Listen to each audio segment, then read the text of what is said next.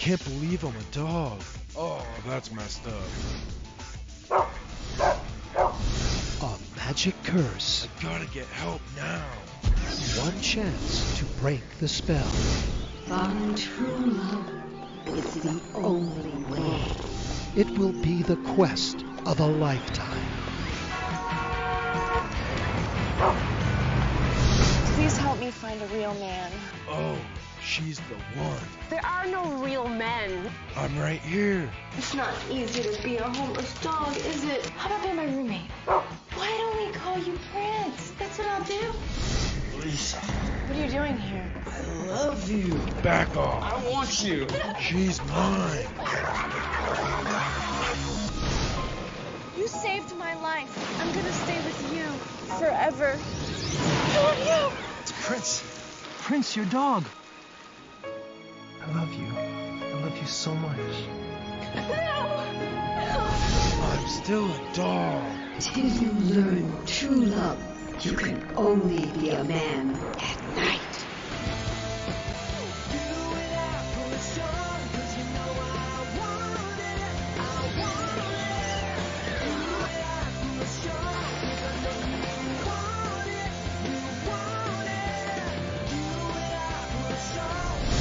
Love on a Leash. You want dog food. Yeah, I'm a dog, genius.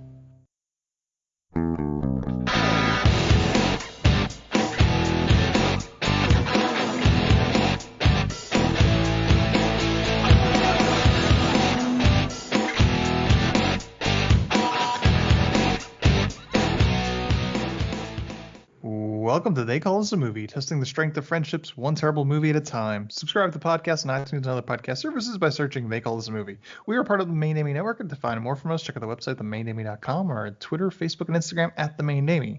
We're also now a proud member of Geek Vibes Nation. You can find them at gbnation.com. Welcome back to They Call Us a Movie. This is Anthony Del Vecchio, and with me as always is Dan Aquino and Mark Myers. Say hello, gentlemen.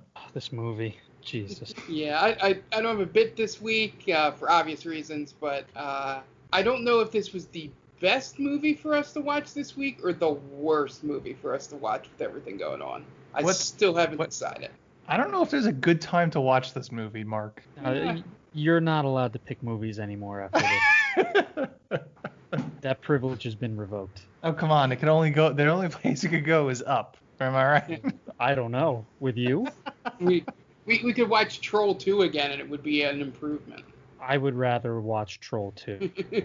Oh, I think I would watch any other movie that we've ever done compared to this movie. But before we get into the movie that we're watching this week, usually what we do when we're all together is we talk about the movies that we watched this past week. So, guys, what are you watching? Yeah, so I'll start off. I actually watched movies this week, so that's why I wanted to jump in and be first. First movie, not much of a surprise for you guys, maybe the audience out there, because our friend John had mentioned it in a chat before.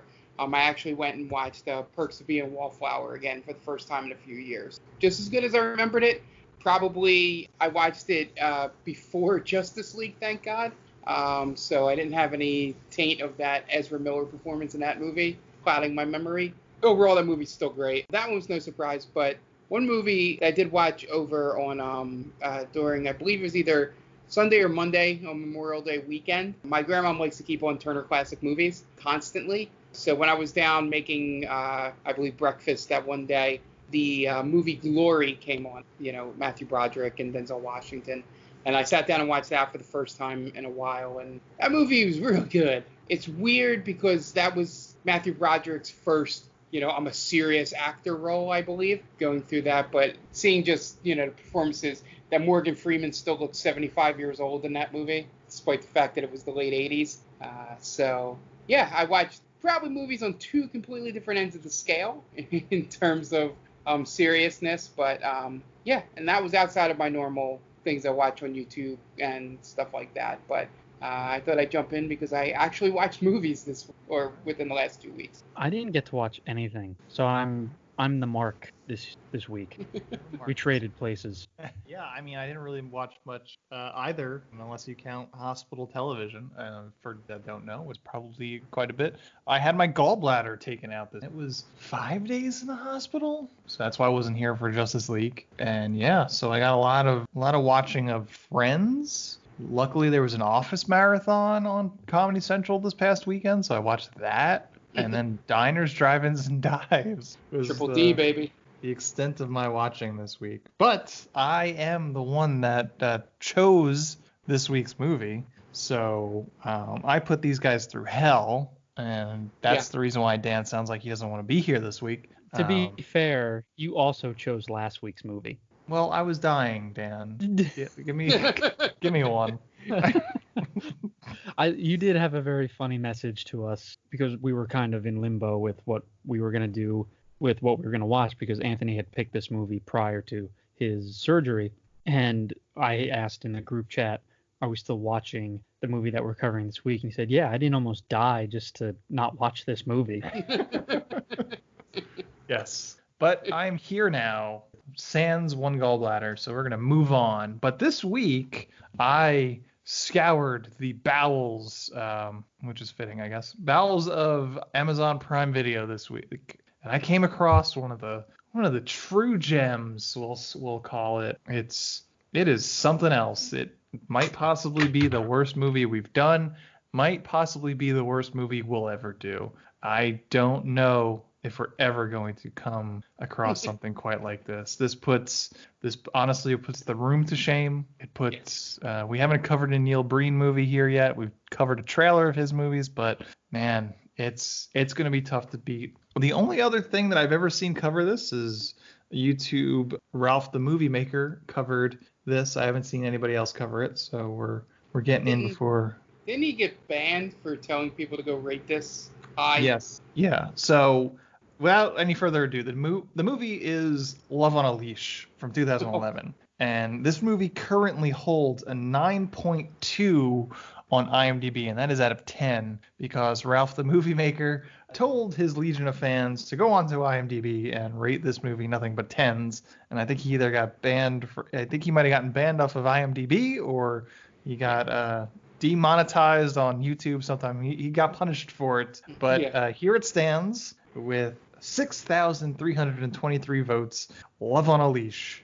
This is directed by Fen Tian, the Chinese-born filmmaker. It has a 9.2 on IMDb and a 98% on Rotten Tomatoes. It stars Hannah Camp, Anise Camo, Michelina Lee, and Gloria Winship Ion. So those names were all pretty difficult to pronounce. But gentlemen, I don't even know how to ask this question, but Love on a Leash. Just skip where are we coming Love on a from Leash, this? guys. Oh, where are you coming from? Man. Pure disgust. That's where I'm coming from, a place of pure disgust and misery. As Mark alluded to, obviously with everything going on in the world, you subjected us to this movie, and it's just like, how could you feel worse? Well, I'll tell you how you feel worse. You when you're down? Yeah, I'm going to make you watch an hour and a half of Love on a Leash. This was the true movie where, and Mark will do this, this is the true movie where you're sitting there and you feel like you've been there for a day. Yes. And it's only been 20 minutes. Yeah, I paused at the exact moment you mentioned in the group chat when you were like, this is only 22 minutes in? I was like, I looked at the time at the same exact moment. I would rather get my gallbladder removed. Well, some of us did both. And had the better day. Guys, it's yeah. What's the weirdest part of this movie, though? well, the one comment I wanted to make that have nothing to do with the movie. watching this movie, I think we could make a better movie and put it on Amazon. I think I think the 6 minutes of anything we've done, including the big game or any of those little skits, are better than any 6-minute segment of this movie. Make no mistake, gentlemen, this is not a movie. This is a series of events that was put on film. Sure. Right? There's no the pacing. There is no pacing. It's just this happens, and then another scene happens, and then a following scene happens, and it's all just kind of mixed together with no rhyme or reason. Mm-hmm. So to call it a movie is very generous. Do you think the people that wrote Rubber saw this movie beforehand? Yeah, Rubber was better. At least they had, some production value. This movie was difficult to write notes for because there were no like transition scenes. It was everything. It just went bam, right next scene. It's like that dog's running down the street. All of a sudden he's home. Right. But what is, like, honestly, this is an honest question. What's the weirdest aspect of this movie? Is it the fact there's no music to it? Is it the fact that the voiceover for the dog sounds like it's somebody that came in after the fact and did a riff tracks? Is it the fact that everything is green in this movie? Yeah.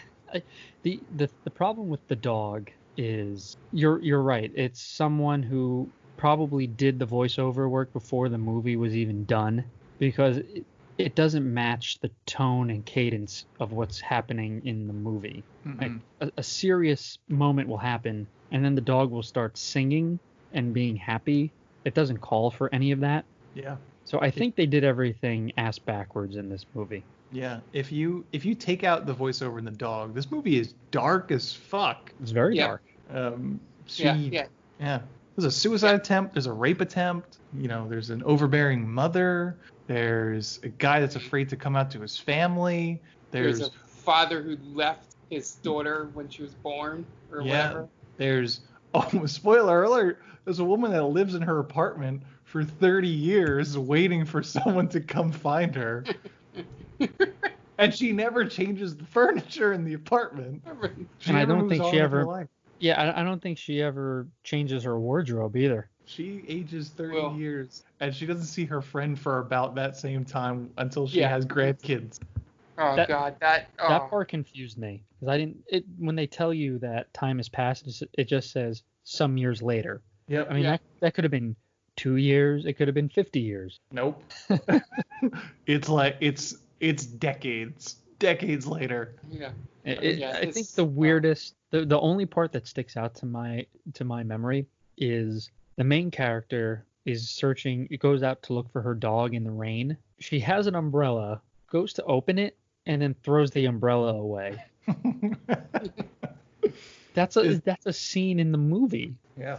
It's also weird that the dog's name's Alvin Flang. What? The dog's name is Alvin Flang. Oh, it's not Prince. Well, no, his real name. She names him. Right. She names him Prince, but he says his name's Alvin Flang. So all my notes just say Alvin Flang does this. At one point, after they've been married and they're in love or whatever, he calls her Pizza Face Cinderblock. Do you remember that? It's after he saves her from the pool. He Yes. calls her Pizza Face Cinderblock. It's fantastic. Yeah. He's an asshole. The dog is a giant asshole in this whole movie. It's so strange. Yeah, the lack of the backing track is what makes the voiceover worse. I think, the no music is amazing, and I think it's in the trivia and all that, or whatever, or something, that there's actually a person credited as a composer. Yeah. To a movie with no music. So I tried to do some digging. I really can't find the reason, but there's got to be a reason. Because it's not just that there's no backing track. There's no sound design in these scenes. Yeah. Scenes are shot and you see them without any sort of, it's like, it's not even white noise. It's just absence of sound. My thinking is that either they didn't pay the composer and he was like, all right, well then you can't use my music. So rather than replace, they didn't have time to replace it. So they just pulled it. Or he got one look at the movie and he's like, yeah, you're not using my music for this movie. This is too terrible. Because he's an accomplished composer, actually. I looked him up. He was like, he had one Disney credit. I can't remember exactly what it was, but he's been around for a while. It's great because you'll notice parts in the movie where people are clearly talking, but there's no voice coming out. And there's parts where the dog is supposed to be attacking someone and the camera just shakes around to make it look like the dog's attacking, but it's clear that the dog is just kind of standing there or just playing. Yep. There's no direction in this movie. I mean, this is beyond frustrating. If you're an actual filmmaker or if you're just an aspiring filmmaker, this is like insulting to your profession. It's an assault. And it's on Amazon. It's an assault on all your senses. Yeah, it's wild. It's wild. The experience was so much better than I was expecting. Just for the third act, because the third act is so bonkers. From the moment the dog gets hit by a car to the end, is just so. I was flabbergasted at every moment after that. It's just some stuff put to film. That's really what this is. It's someone's fever dream, I think. This movie is my wife and I exchanging nervous glances at each other while we watched it. Did it make you almost hate dogs by the first 5 minutes of this movie? Well, it made me hate this dog. Oh. Not dogs in general. I mean, there is one line in this movie that made me chuckle a little bit, and it's when the main character is in his dog form and he's chasing after the talent agent. He stops, sits down, and says, "Ah, my ass."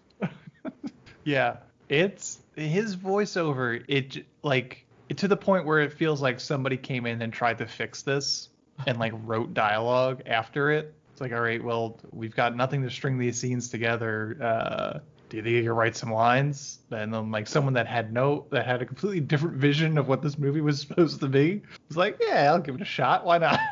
This dog seems fun. Right. It's probably what he thinks would be going through a golden retriever's mind. Yeah. It's like, but that's the thing. It's so weird because Alvin Flang is a human being that's been cursed. He's not a dog, but he acts like he's like a 9-year-old, like when he's in dog form. The main problem is this is supposed to be like Beauty and the Beast, I guess, where he's cursed. Or like Princess and the Frog, something like that, yeah. Right. But we never see why he was cursed. He just explains it very briefly. Because he was a playboy, yeah, that's all. So why couldn't you show us that? Yeah. It's an hour and a half. You're going to tell me you couldn't fit that in somewhere? If you told me that there was a bunch of different other scenes that we could have seen besides the ones that we do see, I would assume that they're all better than what we do wind up seeing. Are you telling me there's a Fen Tian cut? Oh, I hope so. I don't know if they ever shot it, but yeah, I feel like in his mind. Yeah, it's sort of like jazz. You have to think of the notes he's not playing. Yeah, you got to think of the scenes that weren't shot. But that's a better movie. It's free-form filmmaking. Yeah, this one. Yeah, it's like I'm so glad we got to do this movie because it's gonna be so hard to top in terms of is this the worst movie ever made? Right, and throughout my viewing of this, I kept thinking of The Room, where people always say, it's considered the worst film ever made. I'm like, well, this is the worst film ever made. Easily. And when did The Room come out? Mid 2003. Yeah. So maybe at the time it was the worst movie ever made, but then Love on a Leash came along and said, hold my beer, I'm going to show you how to make a bad movie. Yeah, this one's for the ages. You guys want to get into the plot, or what we're going to call a plot? I was going to say, is there anything to really discuss plot-wise in this movie? Oh, a lot happens. Yeah, but it's not a plot. In a certain order. Sure. Mark, are you okay, or are we doing this? We still have good. time. Let's do it. I was hoping you'd back out. Before we do it, Dan, do you have anything to plug? Sure. As we've been doing on this podcast, we've been giving a shout out to a good friend of ours, Tia, who is with Geek Vibes Nation, and her podcast, The Top 10 with Tia. It's a weekly podcast where Tia and her friends tackle the top 10 lists of movies, such as top 10 villains and top 10 on-screen couples. So make sure to tune into that. Tia, like I said, is a very good friend of the podcast, and she's a good person all around. So support good people. All right. Yes. And we're going to take a few minutes to listen to some messages from friends of the podcast. So we will be right back. Hey everyone, this is Steve. And this is Adam. And we're part of the Hop Nation USA podcast, Pittsburgh's #3 craft beer podcast. Join us every Friday for new beer reviews. We'll talk about the news, history, and homebrewing. Plus, we'll sit down with the best brewers and industry personalities that'll have us. So whether you're a casual drinker, a hazy boy hophead, or even if you're a whale hunting cellar hoarder, just search Hop Nation USA on Apple, Spotify, or your favorite podcatcher and join the nation.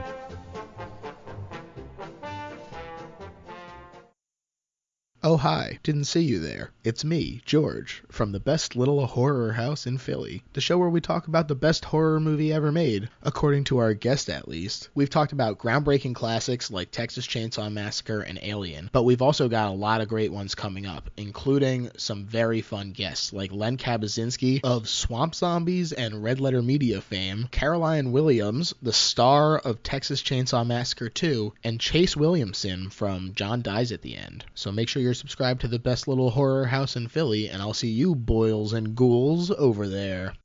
And welcome back, and now it's time to get into the plot of 2011's Love on a Leash. We open up on some stock footage of Los Angeles with no sound design backing it. As we mentioned, it's literally dead silent despite seeing birds flying, traffic going by, water running. And then after about a minute and 15 seconds of complete silence, not even white noise, we finally hear our hero dog speak, lamenting, "Where is everybody?" Especially the ladies. And he gets pet by a man, where he says, "Lay off, man. I'm not gay." I was out on the dog at that point. The VO, as we mentioned, feels more like a Riff Tracks commentary than an actual VO that's meant to be a part of this movie. And the editing of this film is all over the place, kind of like a Bourne movie. That's a good way to describe it. Yeah. So then the dog winds up at a park, and he tries to hit on a girl at the park playing frisbee, but he's a dog, so it doesn't really work. Eventually, a magical spirit appears to the dog and tells him that he needs to find true love in order to be brought back as a human. So then the dog goes off to find some girls. And then the man inside the dog acts like he has a child's brain, but we later find out that he's a fully functioning adult human male. Then he winds up running into the middle of a girls' soccer game, and he says, "Ooh, there's lots of girls here," and a bunch of preteen girls playing soccer. So that's creepy. And then the dog winds up at a park and starts playing around with some girls that are of consenting age. But then meanwhile, we find our romantic lead, Lisa, and her friend are sunbathing on a blanket. Lisa's friend wants to talk to some guys who are just off screen, so you can't see them, while milquetoast Lisa replaces a personality with chastity. Lisa's hot friend goes off to talk to some guys, so Lisa then decides to put in the hands of God and prays in the middle of the day, in the middle of the park, out loud for the entire park to hear. "Dear God, please help me find a real man." That's depressing. Anytime you have to resort to a higher power to find a mate, you're in trouble. This is the first sign of how dark this movie is. Yep. And then I believe the dog at this moment says, "You don't need God, I'm here." Something like that. Yeah. His one-liners make Arnold Schwarzenegger seem like Shakespeare. Yeah, he's got. I think Bruce Valanche came in here and did some punch-ups on the script. Bruce Valanche. So she asks for a real man, and then it magically cuts away to her driving away in her green bug, because everything is fucking green in this movie. I can't stress that enough. If you want to watch this movie, it's on Amazon Prime. Just notice the green, because it's everywhere. Was it Wes Anderson or Paul? Wes Anderson. Yeah, the one that always is. His movies are all color-coded. Yeah, they're like all khaki and red and yellows. Yeah. It was like somebody saw one of those movies and was like, "Oh, that's what you have to do. You have to have like some kind of color scheme for your character." Mm-hmm. Yeah. And just instead of doing it for each character, making each scene unique, just went with green. Just green. It's all they had in the budget. Her characteristics are she likes green and is just constantly being assaulted for some reason. Mm-hmm. Yeah. She likes green and she cries a lot. She spends the last half of this movie crying in every scene. She wanted it for the real. Yeah. Right. I don't know, man. I don't understand. I don't understand why they chose that to be her main character trait. Everything has to be green. Wouldn't it be better if that made if she was OCD about it and they explained it that way? Mm-hmm. Yeah. But she's not interesting enough to have OCD. Yeah. No, essentially, I think maybe it's an inside joke we don't get, or. Great. This is why I always say no inside jokes on this podcast, Mark. Exactly. Yep. And I learned my lesson. You taught me my lesson.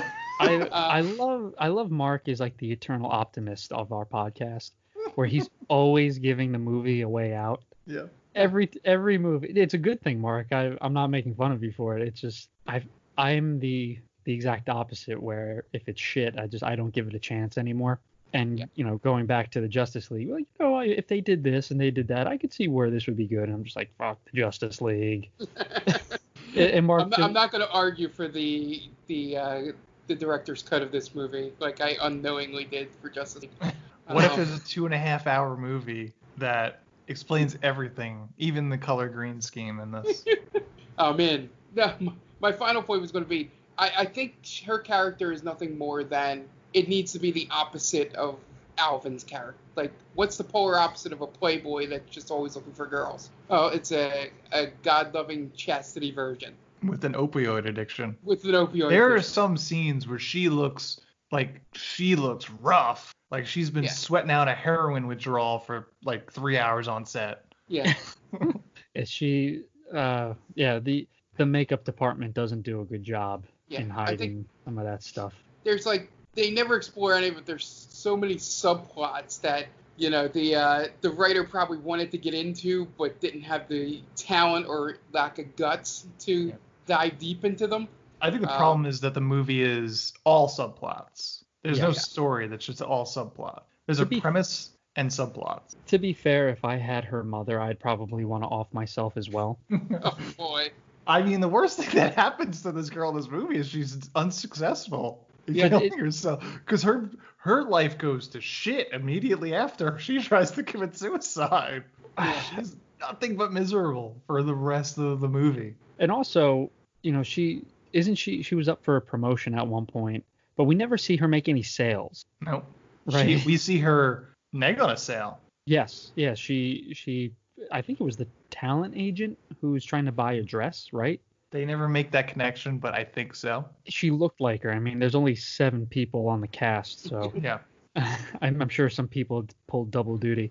Yeah. But yeah, she tells a woman that she's fat, essentially. She's too big for the dress, and then she refuses to sell her the dress. Which isn't your decision, right? I don't think exactly. I don't think a department store could refuse to sell you something unless you're being unruly. Right. But yeah, it's on your job description to be like, you know what? I really can't, in my good conscience, let you leave with this dress. Right. Yeah. It'd be like if I wanted to buy, a muumuu. You can't stop me from buying a muumuu just because I'm not a big guy. Yeah. So there you go. It makes no sense. Yeah, it was essentially they were trying to find an easy way to drive home the point even more that she's morally too perfect. Good. Yeah, too good for the dog. Yeah. So she drives away. I'm just gonna go so we could kind of end this. Put us out of our misery. So she drives away. The dog catches up to Lisa at a gas station, and she just decides to put him in the car and take him home. They go to her apartment, which is entirely green. Dog jumps into the tub, then we have a haphazardly paced cleaning montage, and then the dog leaves. Then Lisa goes to work and helps a woman squeeze into her dress that's too small, as we mentioned, and gets farted on for her trouble. And then Lisa decides that it's her prerogative to tell the woman that she can't sell her the dress because it's too tight, so I'm hoping she doesn't get paid based on commission. And then a coworker named Kyle then asks her out. She goes back home, and the dog is waiting outside her apartment again with a cut on his leg, which he says he cut himself shaving. Har, har, har, Bruce Valanche.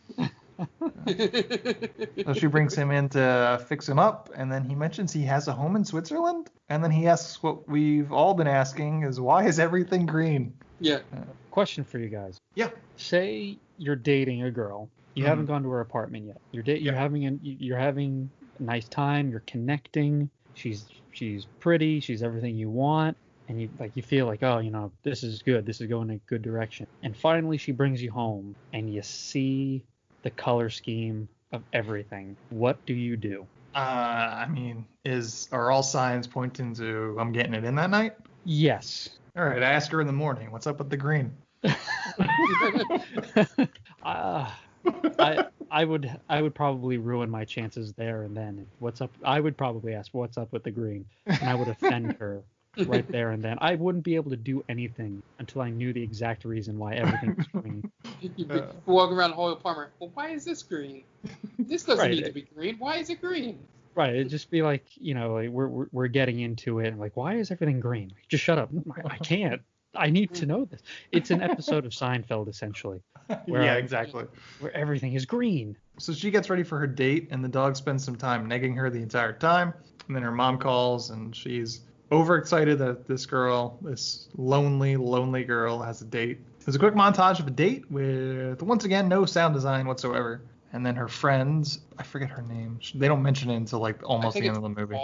Paula, yeah. She doesn't get named until like the second act. And then Paula calls her, asking her for some deets. And then she says the line something like he's more like a brother or a really good friend or something like that. Yeah, her friend calls to get some details on the date, then assumes the guy, who from what I could gather is maybe a sales associate at a thrift store, is rich. I think I got confused at the end because it seemed by the dialogue that he owned the stores or was like a high manager. I don't know how this thrift store runs itself. No, I have no idea. But yet there was another manager. And then there's a boss. And then the boss is going to promote everybody to manager so he can retire. It's just a store of managers. Yeah, exactly. To manage nobody. Right. A bunch of managers just managing nobody. That's a good point, right? Because they only ever really show her working. Yep. Who manages the managers, though? I don't know. So then Lisa decides to name the dog. She decides to name him Prince, but he says his name is Alvin Flang, which might be the weirdest part of this whole movie. That name sounds like it deserves to be in Tromaville. Exactly. Such an awful name for our hero. Name. Alvin Flang. Just rolls right off the tongue. That's the name of a person that you throw into a locker. Yeah. So then she decides to take the dog shopping, which in this world of this movie is a group of people scrounging around in a pile of clothes. And she just lets the dog scrounge around too, and he gets kicked by an associate because he's a dog sifting through merchandise. Perfectly understandable. And then a dog talent agent pops up out of nowhere and says the dog's amazing and he wants him to sign him, but she runs away. It makes no sense. Oh my god. The dog is literally... the dog could pick out matching clothes. Right. Yeah. That was his talent. And who knows if it was a coincidence that he just picked out a green dress or whatever. This guy's putting a lot of eggs in in the basket of this dog he just met. I was gonna say he's probably a failed talent agent. He is a dog talent agent. And going forward a little bit, the name of the business is Dog Talent Agent. That's really bad. That's really creative, guys. It's like, that cat's amazing, but what are we gonna do? We're dog talent agents. Right. It's like going to a pizza. It's just like naming your place Pizza Parlor. Like, what's the name? Pizza Parlor. So she goes back to work, and she immediately gets assaulted by another associate at work, and then sexually harassed by a customer. He asks her to pick something out for his wife, and she picks something green because, of course. And the manager tells her that she needs to dress nice for the customers, and he gives her a green dress to wear, of course. She then goes home and tries on her new green dress. Rita, an older friend with a vaguely ethnic accent, comes in and tells her that she was the one who sent over the customer, that she's trying to set Lisa up with him for her mom's sake. And then she leaves. And then her friend Paula then tells Lisa that she should bang both guys and find out which one she likes more. Perfectly reasonable idea by Paula. Paula is the one that makes the most sense in this movie. At one point, doesn't she say she should be dating like 5 or 6 guys? That's her mother tells her that she should be dating 4 or 5 guys. Yeah. There's a great shot in this movie of the mother surrounded by darkness. That's the scene. Yes. Yeah. Okay. That's what she mentioned. You should be dating 4 or 5 guys. She looks like Dr. Claw. That's like something Dr. Claw or Skeletor would do or something like that. Yeah. They wanted to make sure that you couldn't tell that she was also in a green room, and they just had one student. Oh yeah, guaranteed that it's the same apartment. My favorite part is when the mother is on her deathbed, just asking her daughter to promise her that she's gonna get married to a man, and she just tells her no. No. And then she closes her eyes and her head tilts, right? And no one seems very sad. Well, I mean, she's awful. She is the worst. Oh my goodness. She's bringing all sorts of men around when Lisa was younger. Just all of them treated her like shit. Mm-mm. And you wonder why she has men issues. Yeah.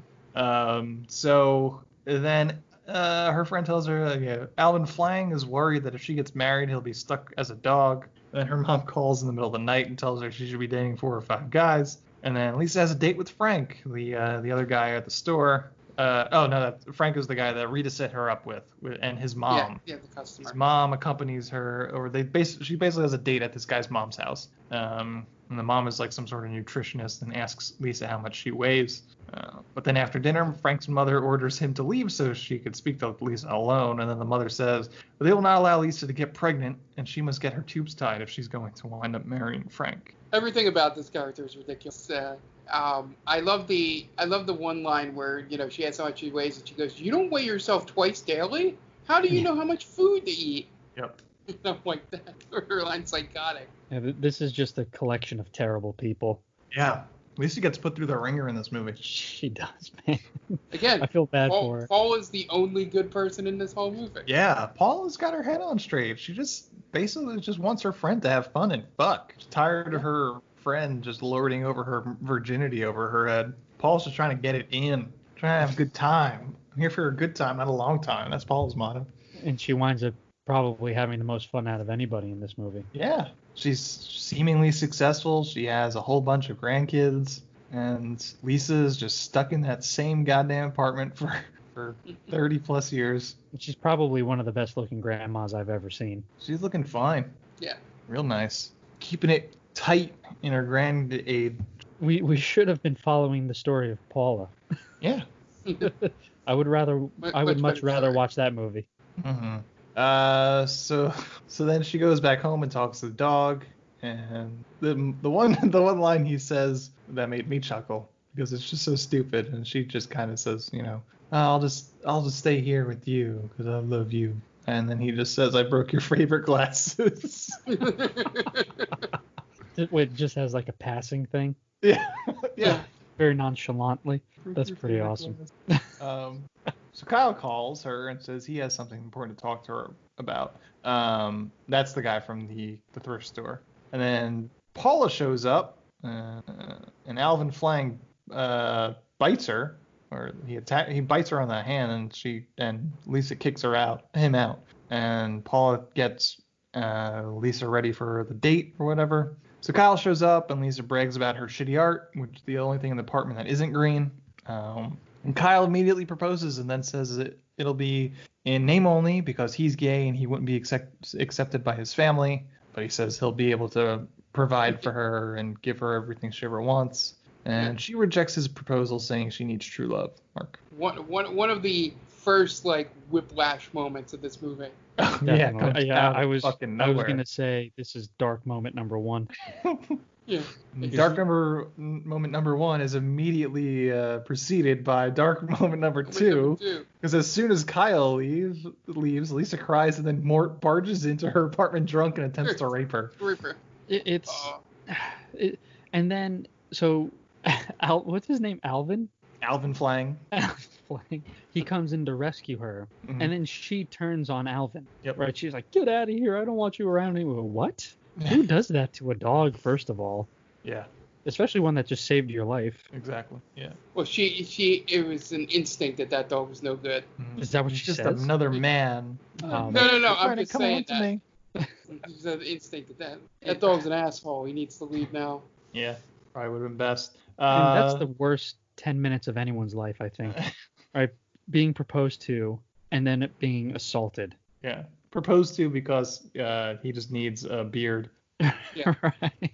She put all her eggs in that Kyle basket, and he's like, "Oh, I'm sorry, I'm gay, but we can still get married. But I have no intention of loving you like you're expecting me to." He's very nice about it, though. Oh yeah, he's super nice. I mean, Kyle is a very nice guy. It's a shame he's gay because Lisa was hoping that he wasn't. So now, are we to believe that she actually was into him? I guess so. It seems like the only person that's shown her any niceness in her entire life. I thought he was the one she called like a brother. I mean, she might have done that over the phone, but she was totally heartbroken and really upset that he wound up being gay. That's true. Yeah, that's a rough turn of events, man. Yeah. So Alvin Flang shows up and attacks Mort, to stop him from raping Lisa. And then Mort fires her as he leaves. Although it doesn't seem like that actually sticks, because she is seen working in later scenes. And she even goes to her boss's house. Then Lisa cries again about Kyle being gay some more, and the fact she almost got raped. And then she takes a bunch of sleeping pills and overdoses. This is what this movie needed, was a drug overdose scene. So then Alvin Flang goes to get some help by lying down in the street and gets a driver to come back to the apartment. And then days go by, and I guess no one went to see Lisa in the hospital because she walks herself home from the hospital all by herself. And she can't find Prince or Alvin Flang anywhere, so she goes out looking for him and finds him in the pouring rain. And we were glossing over the fact that in every so often, Alvin Flang will visit a rock on a lake and be talked to by a spirit of some kind. Yeah, it's a water spirit. I don't think he's done it in a while. And it's a water spirit with an Instagram filter on it, I would say. Right? It's got the little flowers above it. Yep. Well, that's to distinguish that it's a fairy. Is that what it's to do? I guess? I'm just making. Maybe that's you gotta take everything Mark says with a grain of salt at this point. But I mean, that makes more sense than what I was thinking. I thought it was just they were trying to be, flashy. They pull out all the stops with the preloaded After Effects effects. Yeah. Yeah. Yeah, it was just to separate that part of the lake from the other parts of the lake, or wherever he was. Do you think the fairy talks to anybody else? You think she's got a couple of games going right now? There's other dogs that are any other animal, like maybe those ducks we see 1,000 times in this movie. Right. Yeah, maybe they're like little kids that were transformed for being bad kids. For being insolent children. Right. The spirit just got dark. They never ate their vegetables and they were turned into ducks. That's what happens when you don't brush your teeth, children. It's just a malevolent spirit. Now you have no teeth. Right. I watched that movie. It sounds like a German folk tale. I think that's probably where I'm getting it from, right?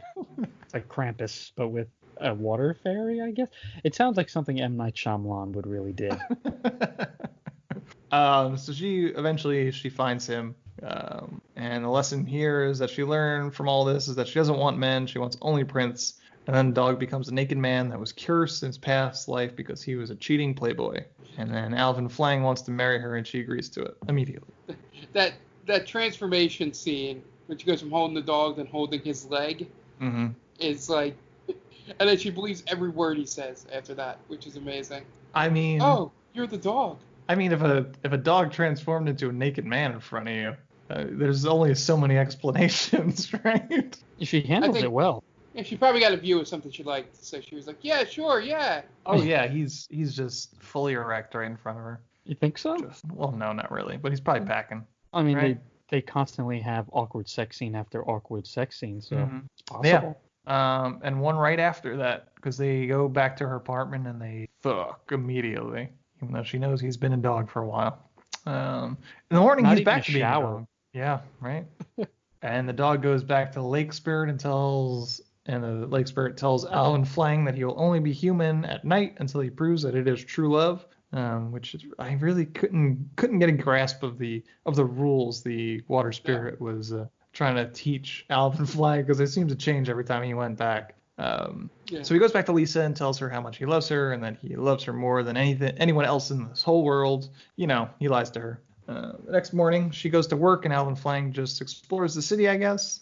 They go home to her green-ass apartment to wait for night to come, and then he turns into human Alvin Flang again. She fixes him breakfast in the morning as if he were human, and then we get a love montage, no music. Alvin Flang then cooks dinner. Oh, what were you going to say, Mark? I was going to say, and it goes back to the voiceover thing, because when he goes and eats the dog food, she goes, oh, you're eating the dog food, and he goes something like, because I'm a dog. He calls her an idiot. Yeah, idiot, because I'm a dog. I'm a dog idiot. Alvin Flang hates Lisa. That's all there is to it. Right. So essentially, he's operating on werewolf logic here, where during the day he's a dog. It's reverse werewolf logic, I guess. Yeah. Where during the day he's a dog, and at night he becomes a man. Yep. But this logic is very flawed throughout this because there are clearly times in the day where he's a man, Well, right? it also matters if it's not sunny out. Yeah, the spirit allows that because they couldn't do all night shoots. Right. The spirit, yeah, that's pretty good. Then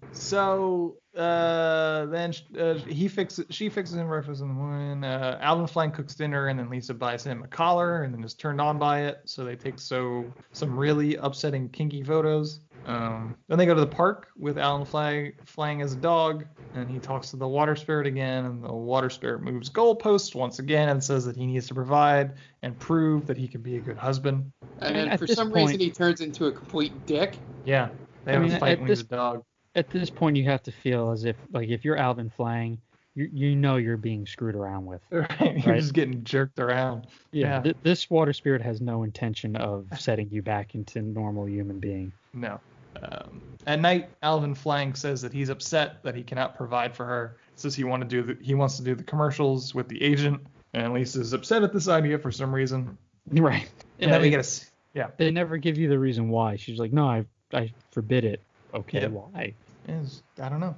Seemed like a good idea. Seemed like it was perfect for everybody. I mean, and this is where the movie should have gone, right? Where he becomes a big star, and the fame maybe goes to his head because he's a playboy, and he starts hitting on other women. Sounds like sounds like that movie is a little more fun than this movie allows us to have. Yeah, that's what I'm saying. Can't have that. So then the dog, we see a scene with the dog agent has a meeting with his boss, and that she needs to find a special dog, and he mentions Alvin Flang, and she tells him to find him, but he has no idea where to find him. But then at dinner, Alvin Flang uses the phone in the restaurant to call the agent, tell him the dog will be there. And then he takes a bath and then goes to the agency. They make him pick up phones, and then I guess they shoot a commercial. We don't get to see that, God forbid. It's a terrible commercial, though. Oh, I beg to differ. It's a bit. I It's a work of art. I thought the commercial was the. Well, do you want to explain the commercial first? So I'm coming to that. Okay. He immediately spends the money on another green dress for Lisa because that's exactly what she needs is more green dresses. She gets upset. Feeding the addiction. She gets upset because he won't tell her where his money comes from. But then she sees the commercial that he stars in, which in my notes I say, which quite frankly is a work of art. It is for Ninja dog food or something like that. And it is him fighting ninjas that cut up some dog food, and it even comes with a cheap knockoff of David Bowie's China Girl as the song. I thought the ninja was chopping up the dog into food. Is that what you thought? I looked away real quick and came back. I was like, wait a minute. Because it cuts from a scene of him wrestling with the dog to him furiously chopping up food. So I was like, wait a minute, is he chopping the dog up? It'd be weird because it is dog food. Yes, but I wouldn't put it past this movie to do something crazy like that. You just made this movie darker somehow. Yeah, right. I can make things darker. I'm pretty good at it. Yeah, that's true. So then they're about to fuck again, and then Paula shows up. So for some reason, Lisa feels like she needs to hide him from her, so she tells him to go hide. And Paula shows up because her car broke down, and she needs to crash at Lisa's apartment. Eventually, Paula finds Alvin Flang, and she freaks out because she thought Lisa was a virgin, and Lisa made her feel like a whore all this time, and she calls her a hypocrite, which all in honestly, you would think that she'd be happy. Like, oh yeah, Lisa getting some. It's about time, girl. And she'd just be like, oh yeah, girl, I just took your advice. You know how it is. But she breaks down like she's, she killed her or her mother or something like that, I didn't mean to do it. I'm so sorry. Forgive me. Yeah. Jeez, you're seeing a guy. Yeah. You didn't break any rules here. No. It's a weird moment. It is a forced argument between the two.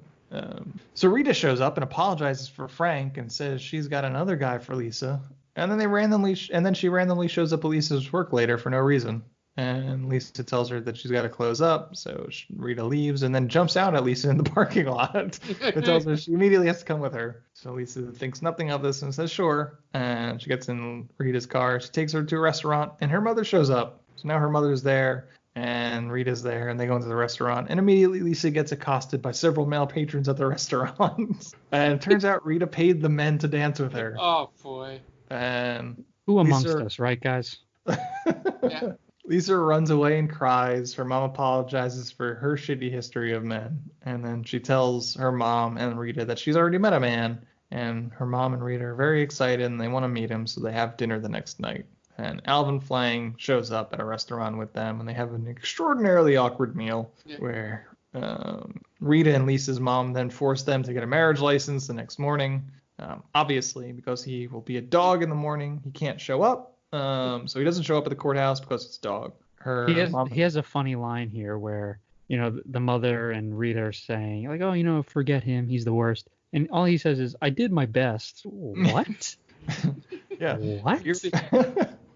How did you do your best? Yeah, it's funny. This entire little segment with the mother, I'm actually shocked they didn't go there because they already, did earlier in the movie that they didn't have the mother or Rita just assume that maybe Lisa was gay, and going, because of what your father did, I thought you just hated all men and was a lesbian. Yeah, that could have been a definite route they took. Yeah. But they did. But it just looks like they were like, no, we're stuck on this she believes in true love storyline.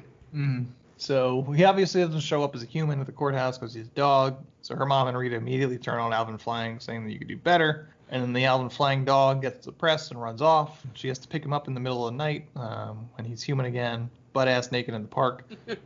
Lisa cries again and says her mom wants for her to have a man morning and night. And Alvin Flang says that he should just go back to being a dog. She tells him no, she doesn't want him to do that. So then Rita shows up at the apartment and says she can't take her daughter to the airport because of a dizzy spell. This is like one of the most convoluted parts of the movie.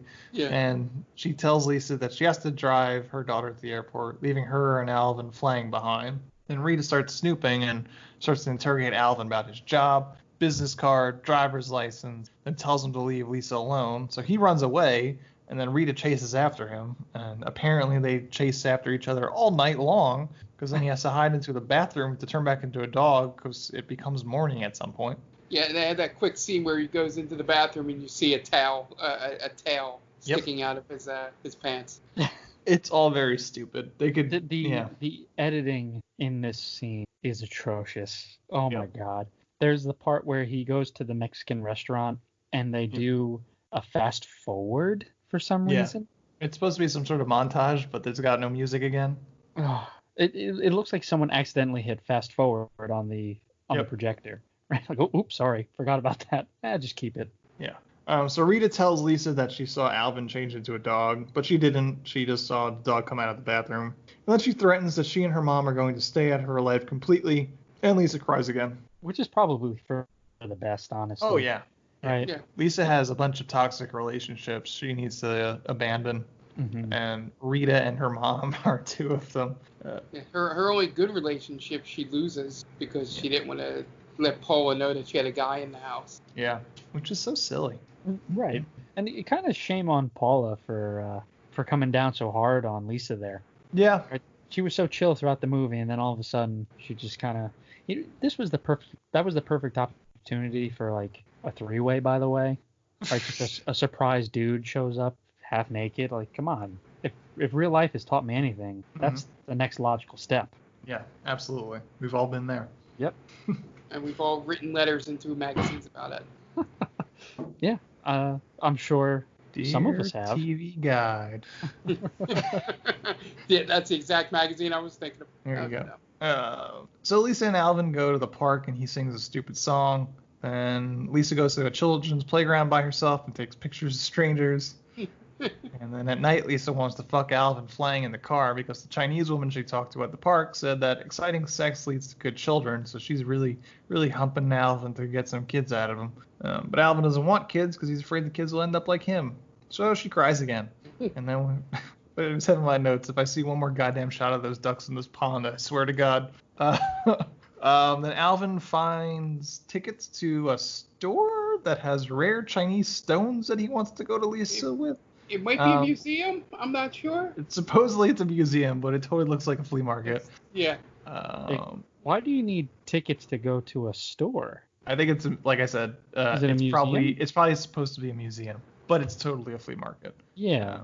That's what I thought it was. It doesn't really matter because the scene is all of 10 seconds. They go, but he's a dog, so he can't go in.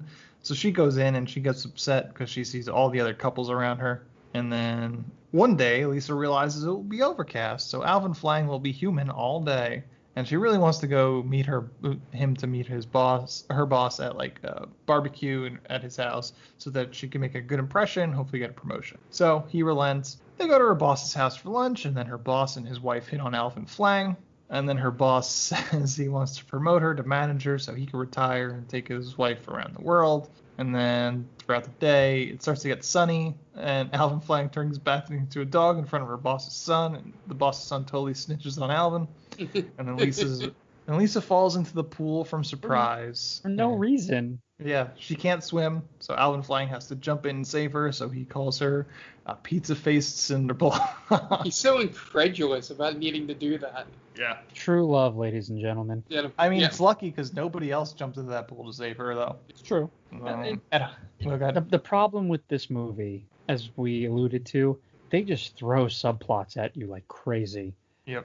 It's just, it seems like the director or the writer would come to set every day and like, oh, I wrote a new page for the script. Why are we introducing new characters in the third act? I don't know. Then at home, Lisa cries some more. Alvin Flang says that there's a way that he could be he can become human all the time. He has to die first, and he'll be reborn. So Lisa cries some more, and she says she doesn't want him to die. So they make out. And then at night, Alvin Flang decides he's going to be dog from now on or something. So he leaves her a note saying that she needs a man that can provide her everything she wants, and he leaves. Then he has an argument with the water spirit. Water spirit gives him some vague responses as to why he hasn't become a full man. I guess the water spirit also requires sacrifice. I guess the water spirit also gives him some visions of his relationship, and he decides that he loves Lisa and that he's going to work out all their problems. And then he gets hit by a fucking truck and dies. Oh my god. That was very jarring, that scene. Oh god. You could see it coming a mile away, but it's still very jarring. Yep. Because you didn't think that this movie had to go there. It's the whole time you're going, they're not going to do this, right? Yeah. They're not. Oh, they did it, and it was very graphic. Okay. Yeah. The dog lying there with, I guess, blueberry jam on it, raspberry jam. It did look very sad, though. Yeah. And Lisa sees the whole thing, too, by the way. She they're watches running at each other. Yep. Just gets smashed. Oh my god.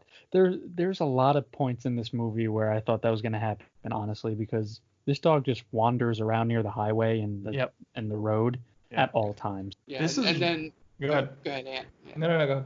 I was going to say, and then from this point forward, the rest of the movie's a fever. Oh yeah, this is the point where this movie just, you thought it was off the rails, and then you realize that it wasn't quite, and then it goes off the rails here. Because she mourns his death, and then I think her mom dies too. This is where her mom just on her deathbed just wants her to find a man, and she says, "No, I'm waiting for Alvin to come back to me." So petty of the mother, right? Yeah. Your dying wish, find a man. No. Yeah. So then Lisa mopes around her apartment and she cries over his leash and whatever. And then we get some years later, we see pop up on the screen. And it, as we've mentioned, it's like 30 fucking years. Elisa lives in the same apartment for those 30 fucking years with the same green goddamn paint job, all the same furniture for 30 years. And she's apparently has decided that now it's time to find a roommate. Paula shows up with her grandkids, not her children, her fucking grandkids. That's the whiplash moment in that scene. She's waited all this time for him to come back to her. At this point, what's the point? Yeah, without realizing, too, that he would have started back from being a baby once he was reborn. It's like a bomb is dropped on Paul. Paula drops a bomb on her. Like, no, honey, he wouldn't be our age. He'd be like, however long it's been since he's died. And she's like, I've never thought about that. For 30 fucking years, it never crossed her mind. Well, why is Paula the authority on reincarnation all of a sudden? I don't know, man. She's got all this kind of like jewelry on. Maybe she's like a secret gypsy. I was gonna say, is she a healer of some kind? Does she believe in crystals? She's a Wiccan. That's the reason. That's really the reason why Lisa was such a bitch to her, because That's she was why. Wiccan. Yeah, they're the worst, as we all know. So catty. So I guess Paul decides that she's gonna move in with her because a guy shows up asking if there's room for rent, and she tells him that no, not anymore. But guess what? It's Alvin Flang with a brown wig on. Oh, boy. He looks like he belonged in Sum 41. And he has a dog. He has a very successful dog training business. Like so much so happens dumb. in like these 3 minutes here that I'm like, man. It's just info dump right before the movie's over. yeah. And then for some reason he becomes old in this scene. He becomes old, and then they both become young. Yeah. So I don't. Is it that is becoming young kind of like the end of Titanic, which really means that they just die together in each other's arms, and they just back to the time when they both loved each other very much. You know? That would be great if we cut back to them on their lying on the ground dead. Their old bodies. All I kept saying, and I said it to you guys in chat, was when that entire dance sequence was happening, I was like, they both better turn into dogs. They both better turn into dogs. They both better turn into dogs. Classic Shrek ending. That would have been like, a great ending. I was like, that's the only way I'm satisfied with this ending. Mm-hmm. That would have been a good. That would have been a good like twist. Yeah. Like Lisa talks to the magic spirit, and then like the magic spirit turns her into a dog, and they're like, now we could be together forever. Yeah. That'd be so sweet. I just made it better. But no, and then so he says, so he magically ages up to Lisa's age, and he gets a terrible wig to show for it. I think they get married again, and then they become young, and then it just kind of fades out. And that's the end of this ridiculous fucking movie. The one thing I gotta mention that has nothing to do with the plot and all that is that all the graphics and credits, I think I could do on Premiere, and I have zero editing skills. It's literally just putting text box on the. I've done it for Stranger Damie. Like literally just putting a text box and putting some letters on it and changing the font and going, hey, editing. Mm-hmm. I can edit. This movie is wild, and we got through that last act very quickly, but so much shit happens, and it's just bomb drop after bomb drop on you. Can you Which imagine is really being only, a real it's only person? 10 minutes of a movie. What was that? Can you imagine being that person where throughout your life you just have constant bomb after constant bomb dropped on you, right? It's just like every day is something new. Yeah, this woman had an incredible 6 weeks, let's say, in terms of her relationship with the dog and all that stuff, and whatever happens, and then nothing happens to her for 30 years. Mm-hmm. Yeah. Still working at that same thrift store. Yeah. It's wild. It is so crazy. And maybe it was just me watching it in 2 parts, but did she get a haircut midway through the movie? I don't know. I don't think she changed anything about herself. Okay, because for some reason when I came back and watched it for the second half, there's that scene where she's feeding him human food, and I'm like, wait, is her hair shorter? But I don't know. I would normally go, I'll go back and check and see, and I'm like, no. It's so depressing to just imagine the female protagonist in your movie just waiting around in that shitty ass 1-bedroom apartment for 30 years for nothing good to happen to her life in that time. Yeah. What would have been a better ending is if he just showed up as another dog, and I was like, all right, well, it's never really gonna get better than this. So after 6 months or something like that, it's like, oh, it's a little puppy, and it's Alvin Flang, but he doesn't turn into a human anymore or whatever. Yeah. It's wild. Is there anything you guys would do to make this movie better? Can I just say, I hated this movie. Oh yeah, no, it's not great. That's all I wanted to say. It was bad. I hated it. Would you do anything to make it better? So much. Yeah, I mean, you could give it, you could edit it properly. You could have if you gave me any music behind it, I would have accepted that. Mm. You could have put, I don't know, Twinkle Twinkle Little Star behind it, and it would have at least given me something to listen to and give it something to make it stand out. But on its own, this movie is a disgrace to Dan, don't hold back, Dan. I would rather watch the Snyder Cut than watch this movie again. All 4 hours of the Snyder Cut, and Wow.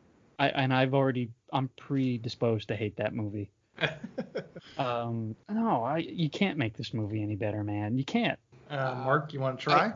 I think we'll have to do this in like a make it incrementally better. Like my thing was, I could make this movie slightly better than it is just by having them both be dogs at the end of the movie. That happens, this movie is better. Sure. Obviously, besides the obvious stuff, with sound design and music and stuff like that in this movie, it was just maybe not make him as big of a dick in the first 3 minutes of the movie. I texted you immediately. I was like, I hate this dog. And you were like, he doesn't get better. And I'm like, oh. I'm like, that's about the only thing is have that twist where they both become dogs at the end, and just make him, over the course of that montage, show that he's an asshole. Don't make it like immediately like the second scene. You're immediately like, I want to see this dog die. Sure. Like it was. Mark. Yeah. What if you just made the movie darker and you just didn't stop making it darker, like just incrementally, like The true I Snyder can do Cut. that. yeah, like something like she loses her job, she gets kicked out of the apartment, she gets into a car accident, and you just keep getting just how far can we take Lisa until she just breaks? She finds Alvin in bed with another dog. Or no, with another woman as a dog. No, okay. Mark is like that. I was like, okay. I was going to say a literal dog, but... No, I think that would work as well. It's just my mind has gone, it's snapped right now. Sorry, I got needs when I'm in this body. Right. And he just gives snarky comments like that. Yeah. He just keep turns going, into Scott. Andrew Dice Clay. Right. I don't know if I have anything to say to make this movie better. Obviously sound design. Probably make it shorter. Maybe if you just lean into that Princess and the Frog sort of thing. Have the beginning be him turning into a dog, being turned into a dog by the water spirit, and having rules that we could follow. It's like, you need to find true love by the stroke of midnight by the end of the year or something like that to become a dog. Can't feed you after midnight. Yeah, or you'll be a dog forever. Something bullshit like that. At least lean into Disney. Disney's got plenty of movies like that. Just copy it.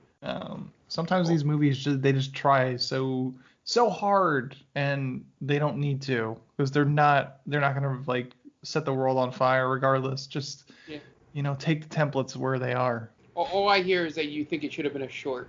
Yeah. It should have been like 70 minutes long. Not even like a 20-minute short. No. Well, I mean, yeah, probably. I would watch this twice if it was 20 minutes long. What if we got rid of all the color green in this movie? I'd be a lot happier. I don't know if it makes the movie better, but it would stop bothering me. Right. My eyes wouldn't bleed. Right. If you put a mixture of color palettes in there, maybe some reds, a little yellow. It just wouldn't distract me as much as it did. Right. Do you guys have anything else that you guys want to say about this movie? I wish nothing but ill will towards Fen Tien. Wow. That's about it. Nice. I know we're supposed to come together right now, but if anyone could drive us further apart, it's this movie. All right. Yeah.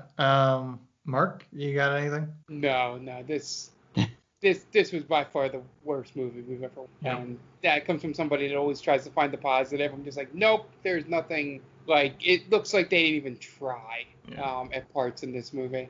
You guys want to plug your shit? Make it quick. At DAquino122 on Twitter. Also follow our Real Play D&D podcast, Stranger Damies, at Stranger Damies on Twitter and Instagram. Yeah, Stranger Damies airs every Wednesday. Google Play, iTunes, strangerdamies.podbean.com. The Game Vault Pod, now we're everywhere as Game Vault Pod, on Twitter, Instagram, everywhere. Thank you to Jenny for being able to secure that for us. We have a new episode coming up Monday, so be on the lookout for that. And then we stream probably 5 out of the 7 days most of the time. So just follow the Twitter. We should have a schedule locked in on Monday in terms of that, because we'll probably talk about it while recording the episode. So just keep an eye out at GameBallPod on Twitter. And if we decided it before this airs, you would have already seen it, and this is all old news to you. All right. And this has been They Called Us a Movie. You can find us at theycalledusamovie.podbean.com or on all podcast streaming apps. Just look for They Called Us a Movie. That's iTunes, Google Play Podcasts, Stitcher, wherever you get your podcasts, that's where you could find us. Just look for They Called Us a Movie. We are themaindamey.com. That's our main website. And we are on all social media at The Main Damey. So Twitter, Facebook, Instagram, at The Main Damey. We'll pop right up. We keep those pretty active as much as we can. If you have any questions, comments, you want to suggest a movie for us, themaindamey@gmail.com is where we can be reached via email. And we are a proud member of Geek Vibes Nation. You can find them at gvnation.com. It's their main site. And on all podcast streaming apps, just look for Geek Vibes Nation. They'll pop right up. And on all social media apps at Geek Vibes Nation. I am at Antelvec on Twitter. You can find me there. And that's going to wrap it up this week for Love on a Leash 2011, directed by Jennifer Tan. So for Dan Aquino and Mark Myers, this is Anthony Del Vecchio telling Jennifer Tan to go fuck herself.